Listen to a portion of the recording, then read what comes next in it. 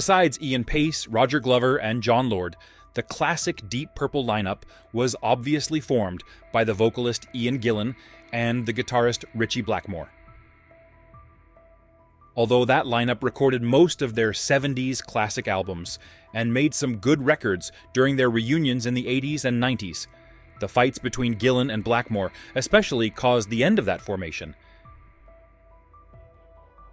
In an interview with Made in Metal, transcribed by Blabbermouth, the singer Ian Gillan praised Blackmore, saying he is a genius, and that probably half of the issues they had between each other were caused by Gillan himself.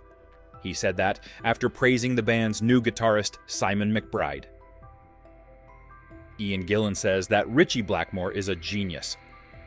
Oh, first of all, Simon McBride is a genius. He's absolutely fantastic. He's got all the energy and articulation and musical skills and creative skills that you could ever dream of. You can't compare Ritchie with Simon or with Steve Morse or with Joe Satriani, the players that we've had in a band.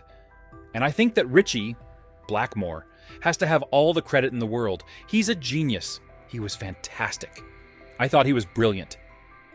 He continued, "He was my roommate and we partnered, and we shared a lot together. And then things, for some reason, went wrong later on, and I'm sure half of it was my fault, so those days were dim and distant.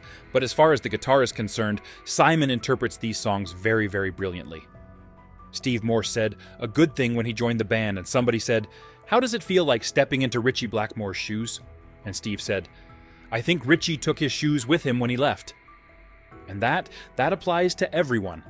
That applies to Simon now, Ian Gillan said. The group continued after Blackmore decided to leave for good more than 3 decades ago.